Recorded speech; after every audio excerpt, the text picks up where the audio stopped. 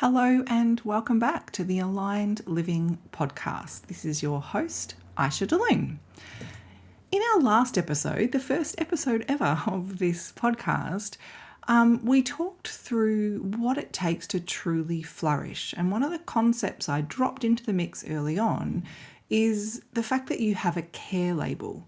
Now, today's episode is going to dive more deeply into this as a concept. So when I say care label, I'm talking about, what sits on an item of clothing. You buy a woolen jumper and it lets you know, usually wash it, hand wash it or gentle wash, cold water, use this type of, liquid or softener. It gives you directions to care for your garment, to get the most out of your garment. Another thing that has care labels are plants. So if you go to a nursery and you buy a plant, on the label will be directions in terms of, or guidelines in terms of how much sun does it need, how much watering does it need, depending on how sensitive or specific the plant is. It might give you kind of pH instructions, or does the soil need to have good drainage. So some plants have a lot of range, so they can kind of flourish in lots of different places. Some have more kind of refined instructions. Turns out people are the same. So I want to talk today about the fact that you have this care label and how to recognize that inside yourself and how it's useful to know and how you can make use of it. So first things first, what's on our care labels aren't neatly printed on our skin like they are on a jumper or a little tag with, on a plant.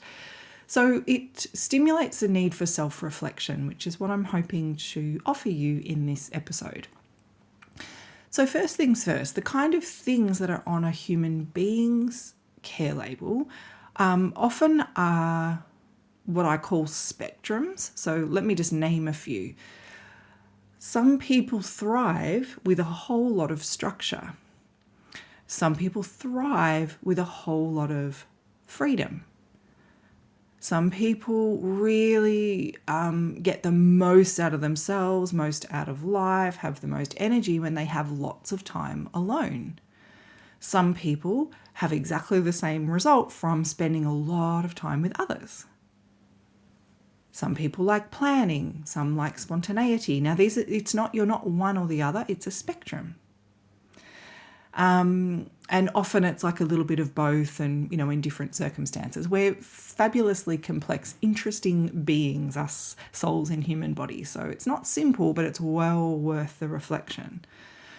Some people like similarity, predictability. Some people like variety and surprise. Some people like a lot of, travel, lots of new experiences. For some people, that would be like totally stressful, right? So this is just to give you some idea of the kind of things that are on a human being's care label. Other things are more like we need varying amounts, everything from 0 to lots. So let's say something like creativity. For some people, that creative expression, now it might be in music, it might be in art, it might be creative conversations, creative problem solving. It's not just what you might think of traditionally as artsy. Some people have a great need for creativity, and without it, there is really significant feedbacks that you're not thriving, and it can show up as feeling depressed, it can show up as feeling anxious, it can show up as like, oh, get me out of here, but you don't necessarily understand why. And other people have absolutely zero need for creativity, none. And no one's wrong. The whole message that I want to just ooze into everyone listening to this is no one's wrong. The foundation of all the work that I offer is really, step one is be you. And because all of us weren't necessarily parented and celebrated for being ourselves, sometimes that's a bit of a journey to kind of rediscover who we are. Another one of these is things like touch. People have varying need for touch. Some people can be really quite happy living alone or living in relationships where there's not a lot of tactile affection. And it doesn't even have to be affection. It might be things like massage or just, hugging your friends hello, that kind of thing. And other people, that's actually a really deep, regular need, and it's part of their happiness recipe. It's part of their wiring. So same as creativity. No one's wrong. It just is. The same can be true for something like intellectual stimulation. For some people, they can get really flat when their mind is being underutilized, or when that ability to apply their intelligence just isn't, getting a day out in the sun. Other people, that isn't something that shows up in their body as something that, enlivens and inspires them. It's got nothing to do with how clever they are. It's just to do with, what we need to feel alive. Same is true for emotional connection. Some people are really content inside themselves, and other people, that way of experiencing connection and contentment comes through being really seen, heard, understood through communion with other people. This causes issues in a lot of relationships. I've seen it becomes part of when I'm working with people in relationships. One of the reasons that I've spoken about care labels so much is because often people will assume that how they are is the healthy way. And when someone is completely fulfilled doing it differently, they look at that through the lens of their own experience and they see it as wrong. So this might be, you've got someone in a relationship and one of them really loves socializing, they're enlivened by time with others, and the other one, left to their own devices, might be really, really full and complete with one social engagement a month. So if people are allowed to be who they are, healthy relationships, you would talk that through and you would just, you just decide what the one social event a month the person who didn't need a whole lot of that would come to, or there'd be some compromise. Where it gets into trouble is when that really social person thinks the one that only wants to hang out with groups of people once a month is having some sort of disorder, or they're wrong, or they're going to get depressed, or whatever, all these layers of things. And I've seen it the other way, where the person who's really contented themselves looks at the socializing person going, wow, what's lacking in you that you need all of this, adoration, or you need all of this time with other people just to be okay? You should be more like me. You should be more content just living how I live. Now, I mean, that's a kind of an extreme example, but extreme because not everyone does it with such sharpness. But I want to just make what I'm saying nice and clear. Someone who wants structure isn't more or less evolved than someone that wants freedom. Someone who wants to experience early mornings isn't doing life better than someone who is a night owl and who comes alive and experiences their creativity and their best thoughts or their most enjoyment late at night. No one's wrong, no one's right. So just coming out of this idea of duality and coming into really homecoming that you are a soul currently embodying the form that you're in, and there's a uniqueness to that. And when we're living congruent and when we're living aligned, we can celebrate that uniqueness and start to live life from the inside out, from the alignment out into the world. And we can begin to honour our care label instead of trying to be like someone else, or trying to fit in, or thinking that it has to be a set way and what you naturally are drawn towards is somehow wrong. So the reason I want to talk about this is because most people don't know these things. And it also creates, the other reason is it creates a lot of misinterpretation. And this is something that I see a great deal in the world of mental health. And I want to name it with a lot of love and compassion and invite you into some of this self-reflection. So let me give you a couple of examples. Let's imagine you're someone who loves working outside, you love using your hands, you like creative problem solving, kind of working on your own with a messy, complex problem, sorting it out and fixing it and kind of experiencing that tangible result. Like that's many elements of your care label. And then you get a promotion at work, and all of a sudden your job is inside on a computer working with a team. Your manager is someone that is not into your creative ideas. They want it done a set way. They like structure. And because you're a bit of a rogue problem solver, they develop a kind of a micromanagement approach to you because they don't want you leaving the tracks that they've set. Can you imagine how for someone wired the way that I explained, they'd probably be okay? They'd have a bit of a buffer from living well beforehand. Maybe by about 2 or 3 months into this job, they would be showing really significant signs that they were out of alignment with their care label. Now, it might show up simply as, I don't want to go to work on Monday morning.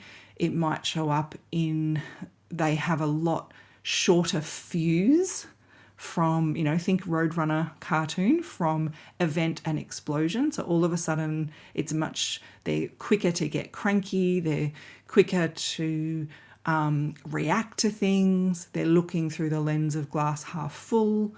It can also be very physiological. They might have nervous tummy, or they might just feel flat. Now, let's imagine this person had a financial goal and was actually excited about the promotion.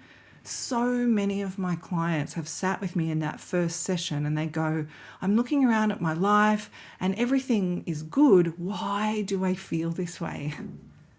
I don't understand why I feel flat. I don't understand why I feel anxious. I don't understand why I'm so grumpy all the time. And so often, not always, but so often, it's a care label issue. And we unpack if it's kind of a recent, I've just been like this for the last few months or whatever it is, we look back, and with the training I've got, I can look at them with that fresh eyes and I can see, okay, here are all of the elements that are now kind of out of alignment, and then we get to make decisions. What happens when someone works with me over time is that they get to know and understand that care label, and it helps them apply for jobs that are in alignment with who they are, or it helps them make decisions from that alignment, and it saves all of that misinterpretation. I said I'd offer you a couple of examples. So that was one example. Let's say you're someone with... I see this a lot actually when a woman has just had a child. And it doesn't have to be about the woman, it's about the primary carer. The primary carer that ends up at home with the baby has gone through one of life's most significant transformations that most people expect you to be all happy and excited about. But a lot of the stress and sometimes what is diagnosed as postnatal depression is actually how out of alignment the person ends up being with their care label. This is not always the case. I'm not saying every case of postnatal depression is this. It's just something to keep in mind. And it's just an example that you can connect with. Because the same thing is true for people who retire without having made a retirement plan. All of a sudden, the way that they manage their life for most of the week is gone. And so they kind of feel sometimes they're out of alignment with that care label because maybe they aren't having that intellectual stimulation or that teamwork or that whatever. So it's the similar thing. So there's a primary carer, let's say, at home with a child, or someone has just retired without a plan. Paying attention to that feedback. So let's imagine teamwork was something that was really important to you in your working or before you had your child. There's not a lot of teamwork with you and a baby. And there's not a lot of teamwork if you're at home on your own. So it might be looking at, the amount of personal time freedom you have if you have a baby versus being retired is a little bit different. But it's just looking at, okay, well, what am I craving that's missing in this situation? What are the elements that I had in my life prior to having, being home with this baby, prior, in my working life?